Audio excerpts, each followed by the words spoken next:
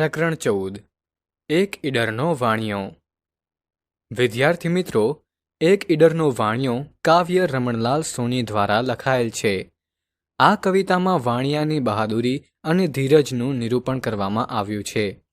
એકલા હોવા છતાં હિંમત અને વિશ્વાસ સાથે તે બુદ્ધિપૂર્વક ચોરોનો સામનો કરે છે અને તેમને ભગાડે છે।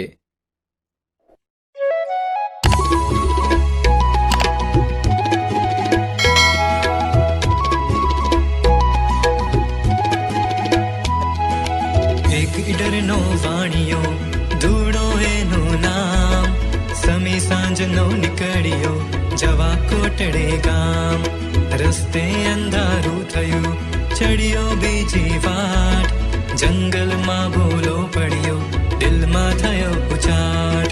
પણ હિંમત એણે ધરી મનમાં કર્યો વિચાર, નથી કદી હું એકલો સાથી મારે બાર।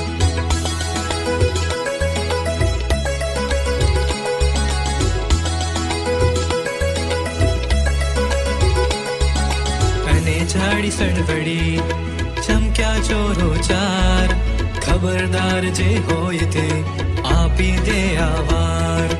કહે ધૂળો એ ચોરને અલ્યા નથી હું એક, 12 જણા લઈ નીકળ્યો કરજો કાક વિવેક।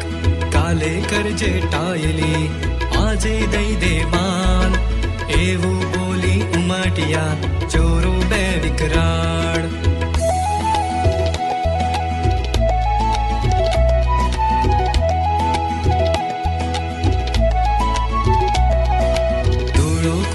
કોથળો વીજે સબો સબ, હતા કોથળે કાટલા વાગે ધબો ધબ। ચોરો ખીચ્યા એમના ધૂળો કાઢે ધાવ, ક્યાંથી રે આ વાણિયો શીખ્યો આવા દાવ। આગુ પાછું ના જુએ ધૂળો ખેલે જંગ, બોલે હું નહીં એકલો હવે બતાવો રંગ।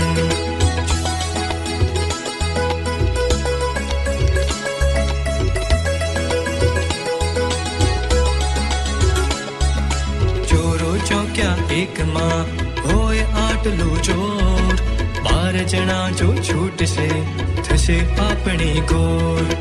એમ વિચારી બે ગયા નાઠા એકી સાથ, ધૂળો હરખ્યો વાહ મેં ઠીક બતાવ્યો હાથ। વાટ જડી ધૂળો ગયો જાવું તુજે ગામ, વળતો એ ઘેરે ગયો પૂરું કરીને કામ।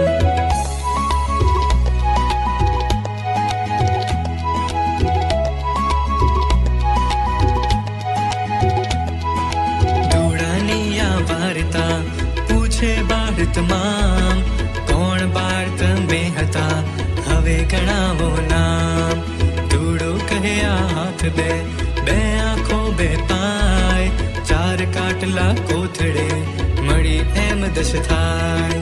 છેલ્લા સાથી બે ખરા હિંમત અને વિશ્વાસ, એ બે વિના બીજા બધા થાય નકામા ખાસ।